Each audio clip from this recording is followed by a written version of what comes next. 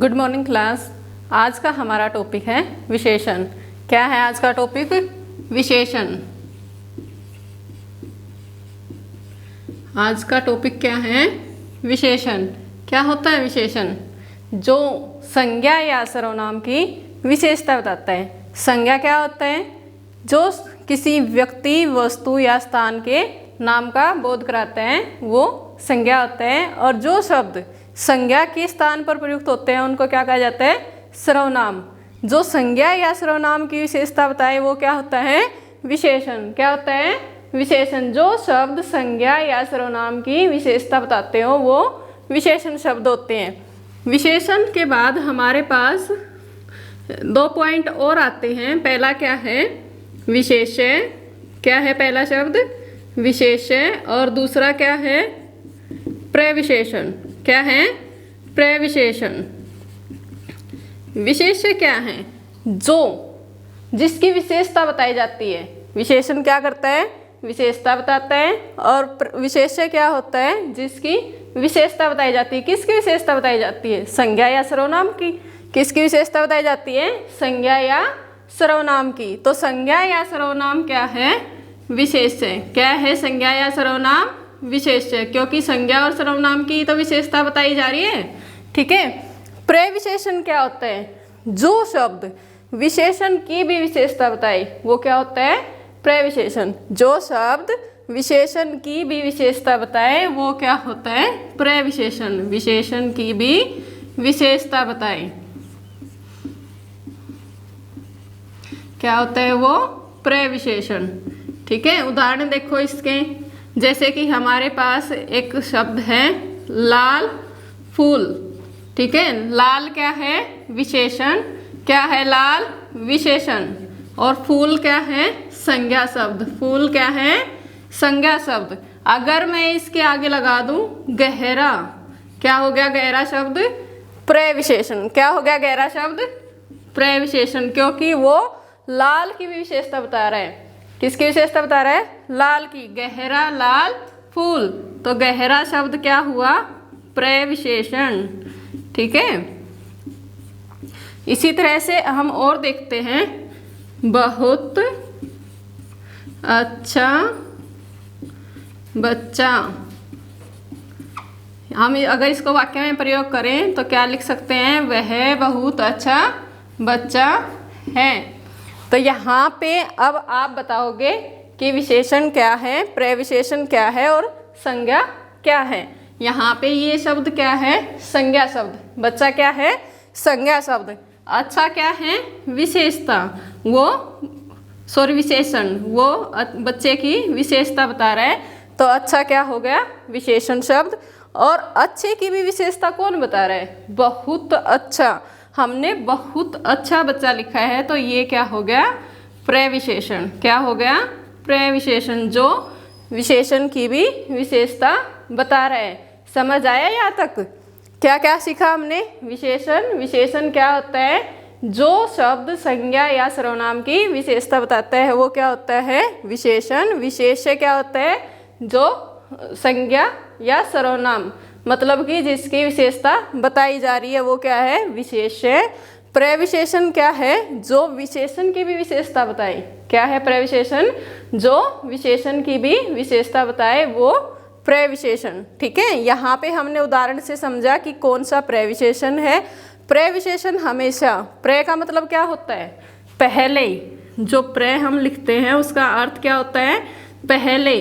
जो विशेषण से पहले आकर, ठीक है, विशेषण से पहले आकर विशेषण की विशेषता बताता है वो क्या होता है? प्रविशेषण। ठीक है बेटा, क्लियर यहाँ तक? इससे आगे देखिए। विशेषण को हम, विशेषण के कितने भेद हैं, कितने भागों में उसको बांटते हैं? विशेषण के 4 भेद हैं। कितने भेद हैं? 4 भेद। पहला गुणवाचक विशेषण, संख्यावाचक विशेषण, परिमाणवाचक विशेषण, सार्वनामिक या सांकेतिक विशेषण। ठीक है। कौन कौन से हैं? गुणवाचक, संख्यावाचक, परिमाणवाचक, सार्वनामिक या सांकेतिक विशेषण। गुणवाचक विशेषण। गुणवाचक विशेषण में हमें क्या पता चलता है? किसी वस्तु के रूप, गुण, उसके दोष या फिर आकार के बारे में हमें पता चलता है। क्या पता चलता है गुणवाचक विशेषण में? ये हमें किसका बोध कराता है? रूप, गुण, दोष, आकार, ठीक है, उसके बारे में हमें पता चलता है। जैसे भारत बहुत बड़ा देश है, बहुत क्या बता रहा है? उसके आकार को बता रहा है कि भारत बहुत बड़ा देश है। इसी तरह से किसी रूप का हम उदाहरण लेते हैं, राम बहुत सुंदर लड़का है, ठीक है, उसकी सुंदरता, उसके रूप के बारे में हमें पता चल रहा है, ठीक है। संख्यावाचक विशेषण, जैसे कि हमें नाम से ही पता चलता है संख्या क्या होता है, नंबर, किसी चीज़ के संख्या का बोध होता है, ठीक है। जैसे कि मेरे पास एक पेन है, हाँ, इसकी संख्या पता चल रही है ना कि ये एक है, ठीक है। संख्यावाचक विशेषण के दो भेद होते हैं। कितने भेद होते हैं? दो भेद। पहला क्या है? निश्चित संख्यावाचक विशेषण, और दूसरा है अनिश्चित संख्यावाचक विशेषण। क्या है? अनिश्चित संख्यावाचक विशेषण, ठीक है। निश्चित में क्या होता है कि हमें उस चीज़ की निश्चितता होती है कि वो कितनी है, हमारे पास कितनी क्वांटिटी है उसकी, ठीक है। क्वांटिटी मतलब कि हमारे पास वो कितनी उपलब्ध है। जैसे कि एक पेन, 5 किताबें, ठीक है, इस तरह से हमें उसके बारे में पता होता है उसकी कितनी मात्रा है। अनिश्चित संख्यावाचक विशेषण में क्या होता है? इसके लिए हम कुछ शब्दों का प्रयोग करते हैं। कौन कौन से होते हैं वो शब्द? थोड़ा, कुछ, ज़्यादा, कोई, ठीक है। इस प्रकार से हम शब्दों का प्रयोग करते हैं कुछ वाक्यों में। जैसे मेरे पास कुछ रुपए हैं, मेरे पास कुछ किताबें हैं, ठीक है, मेरे पास हैं, मैं उनको गिन सकती हूँ, लेकिन अभी मेरे को नहीं पता है वो कितने हैं, ठीक है ना। तो हम उसके लिए अनिश्चित है, हमें अभी उसका सही से ज्ञान नहीं है, इसलिए हम इन शब्दों का प्रयोग करते हैं। और वहाँ पे क्या होता है? अनिश्चित वाचक विशेषण। उसके बाद है परिमाणवाचक विशेषण। इसका अर्थ क्या होता है? नाप, तौल। क्या अर्थ होता है इसका? नाप, तौल। नाप तौल का अर्थ क्या होता है कि हम वस्तुओं को या तो नापते हैं या तौलते हैं, उनकी गिनती नहीं की जाती। उदाहरण देखो इसके कि 1 लीटर पानी, 2 लीटर दूध, ठीक है, कि हम उन चीज़ों को नापते हैं। तौल का मतलब क्या है कि वस्तुओं को तौलना, 5 किलो आलू, 10 किलो आटा, ठीक है। इस तरह से क्या होता है? परिमाणवाचक विशेषण में हमें उनकी विशेषता पता चलती है। इसी तरह से जैसे संख्यावाचक विशेषण के भेद थे, इसी तरह परिमाणवाचक विशेषण के भी दो भेद हैं, निश्चित और अनिश्चित। कौन कौन से हैं? निश्चित, अनिश्चित।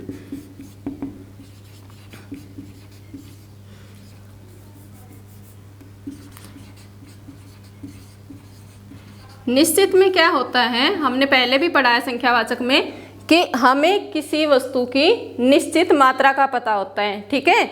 जैसे कि 2 किलो आटा, मेरे पास 2 किलो आटा है, मेरे पास 4 किलो चावल हैं। अनिश्चित के लिए हम उन्हीं शब्दों का यूज करेंगे, उन्हीं शब्दों का प्रयोग करेंगे जिनका हमने संख्यावाचक में किया था। कम, ज़्यादा, थोड़ा, ठीक है। कुछ, मेरे पास कम दूध है, मेरे पास ज़्यादा पानी है। इस तरह से आप इन शब्दों का प्रयोग करके वाक्य बनाएंगे। उसके बाद है हमारा सार्वनामिक या सांकेतिक। सार्वनामिक शब्द किससे मिलके बनाएं? सर्वनाम और इक प्रत्यय से। प्रत्यय हमेशा शब्द के बाद में लगते हैं, ठीक है। दो शब्द मिलके और क्या करते हैं? एक शब्द का निर्माण करते हैं। यहाँ पे इन दोनों से मिलके क्या बन गया? सार्वनामिक। अब यहाँ पे सर्वनाम क्यों आया? ये बात है कि यहाँ पे सर्वनाम क्यों आया। हम बात तो विशेषण की कर रहे हैं, पढ़ विशेषण रहे हैं, लेकिन यहाँ पे सर्वनाम, हम विशेषता तो सर्वनाम की बता रहे हैं ना। यहाँ पे सर्वनाम क्या है? सार्वनामिक विशेषण में क्या होता है कि संज्ञा या जो सर्वनाम शब्द संज्ञा की विशेषता बताएंगे वो सार्वनामिक विशेषण होते हैं। और सांकेतिक दो शब्द हैं और उनका मतलब एक है।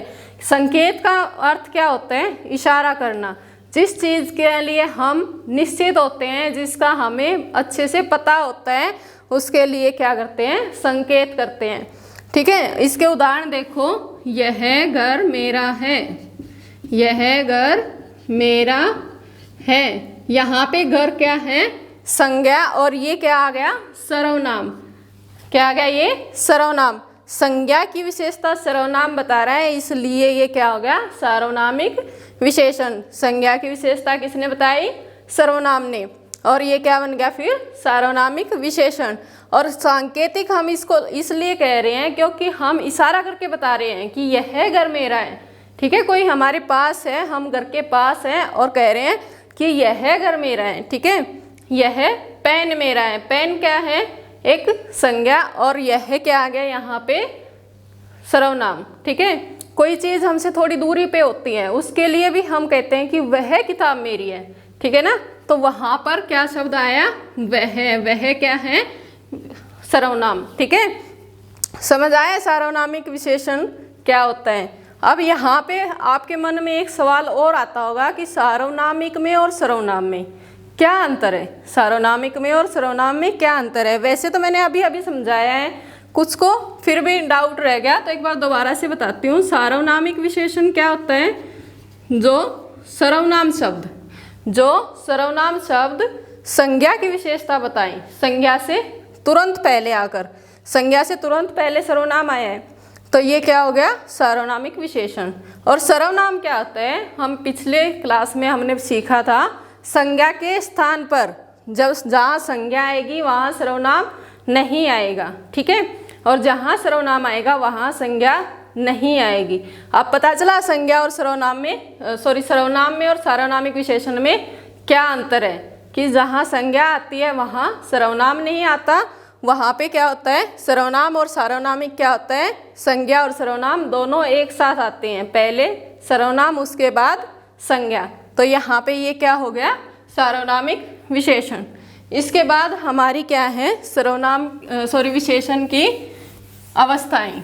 क्या करेंगे अभी हम? विशेषण की अवस्थाएं। कौन कौन सी अवस्थाएं होती हैं विशेषण की?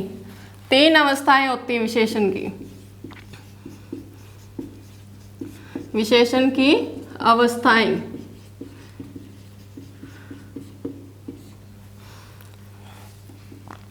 पहली अवस्था है हमारी मूलावस्था, दूसरी है उत्तरावस्था,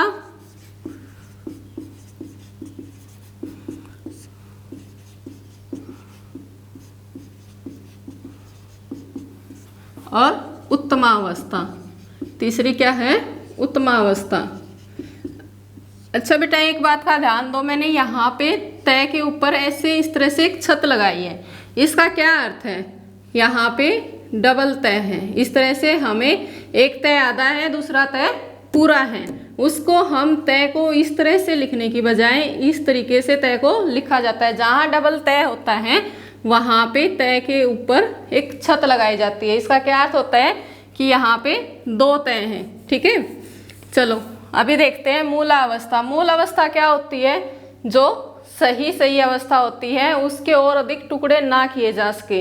एक मूल शब्द होता है, उसको ऐसे कैसे लिखा जाता है? उस शब्द के और अधिक टुकड़े नहीं किए जाते। जब हमने शब्द के बारे में पढ़ा था वहाँ पे भी हमने पढ़ा था मूलावस्था के बारे में। और मूल शब्द कौन कौन?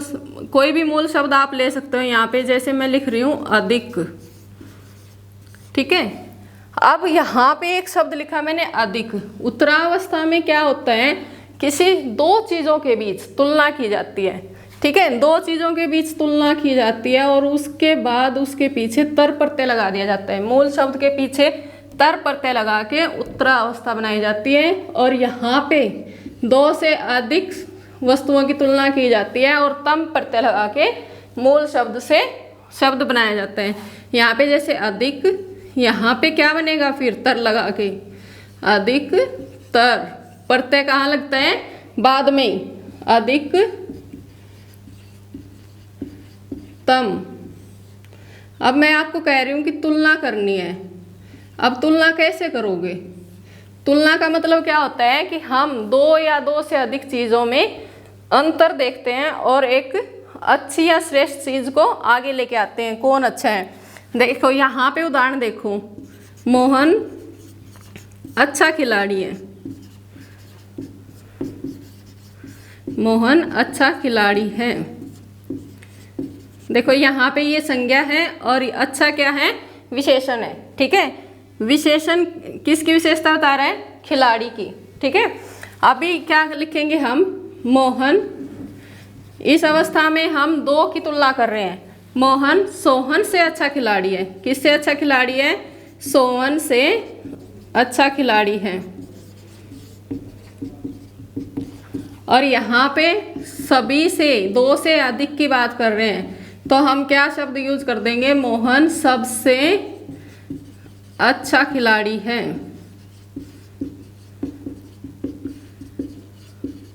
अगर हम विशेषण की अवस्था को वाक्य में प्रयोग कर रहे हैं तो इस तरह से करेंगे, और शब्दों में अगर हम कर रहे हैं तो इस तरह से प्रत्यय लगाकर उनकी अवस्थाएं बनाते हैं। इसके बाद आती है विशेषण की रचना, किस तरह से विशेषण बनाए जाते हैं। ठीक है, विशेषण की रचना।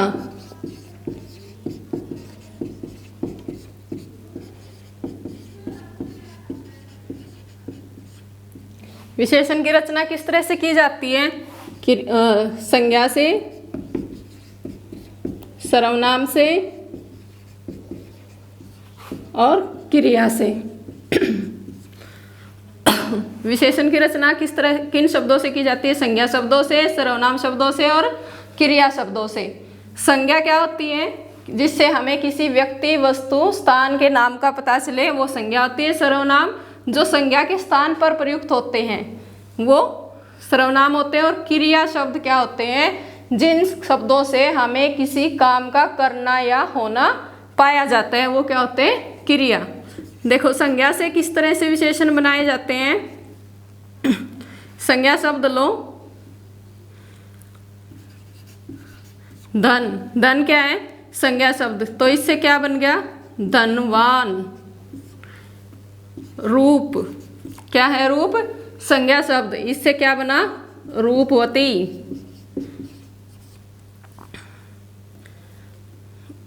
और भी एग्जाम्पल आप ले सकते हो। इस तरह से आप प्रत्यय लगाकर, संज्ञा शब्दों के पीछे प्रत्यय लगाकर विशेषण की रचना करोगे। सर्वनाम,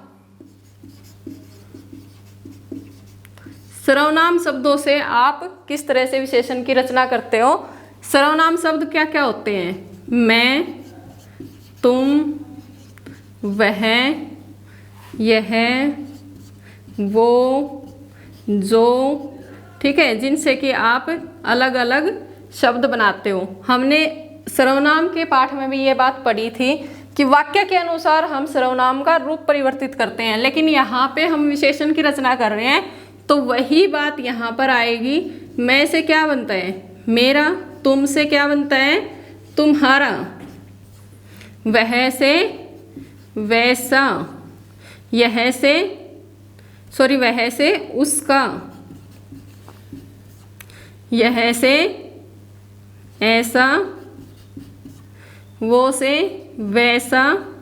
जो से जैसा। ये शब्द कौन से हैं, विशेषण शब्द। ठीक है, जो कि हमारे वाक्य में प्रयोग होके और विशेषता बताएंगे। क्रिया शब्द, क्रिया शब्द बताओ। मैंने अभी अभी बताया था कि जिससे कि हमें किसी काम का करना या होना पाया जाता है। और क्रिया शब्द की आखिर में ना शब्द आता है। ठीक है, ना से शब्द का अंत होता है, जैसे पढ़ना। क्या लिखा मैंने, पढ़ना। पढ़ना से क्या बनता है, पढ़ाकू। क्या बनता है, पढ़ाकू। ये क्या है, विशेषण। पीना, यहाँ देखो सभी शब्दों के अंत में ना आया है, और पीना से क्या बनता है फिर, पियक्कड़।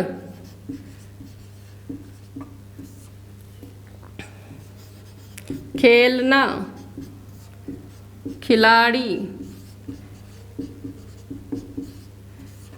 इस तरह से हम अलग अलग शब्दों से हमारे विशेषण बनाते हैं।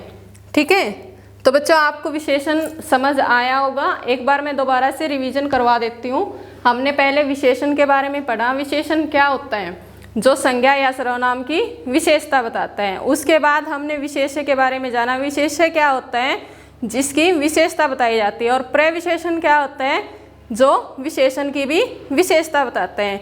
उसके बाद हमने विशेषण के भेद देखे। कितने भेद हैं विशेषण के, बताओ?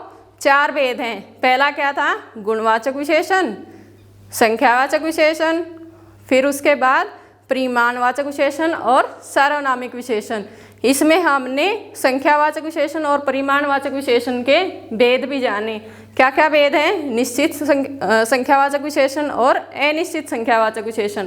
इसी तरह से परिमाणवाचक विशेषण में भी निश्चित परिमाणवाचक और अनिश्चित परिमाणवाचक विशेषण, ठीक है।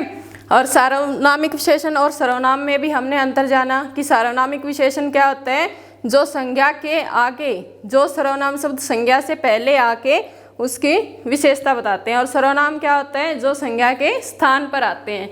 उसके बाद हमने अवस्थाएं पढ़ी विशेषण की। कितनी अवस्थाएं हैं, 3 अवस्थाएं, मूलावस्था, उत्तरावस्था और उत्तमावस्था। उनके पीछे, शब्दों के पीछे, मूल शब्द के पीछे हम तर और तम प्रत्यय लगा के हम उत्तरावस्था और उत्तमावस्था बनाते हैं। उसके बाद हमने विशेषण शब्दों की रचना सीखी। किस तरह से हम विशेषण शब्दों की रचना करते हैं, कैसे करते हैं, संज्ञा से, उसके बाद सर्वनाम से और उसके बाद क्रिया से, ठीक है। हम अलग अलग, जैसे संज्ञा शब्द लिया हमने, उससे क्या किया, विशेषण बनाया। इसी तरह सर्वनाम शब्द से विशेषण बनाया और क्रिया शब्दों से विशेषण बनाया। तो बच्चों, आप अपनी नोटबुक में इस तरह से अवस्थाएं लिखोगे, 5-5 शब्द अवस्थाओं के लिखोगे और 5-5 शब्द क्रिया से, संज्ञा से और सर्वनाम से विशेषण बनाने के लिखोगे। ठीक है बेटा, धन्यवाद।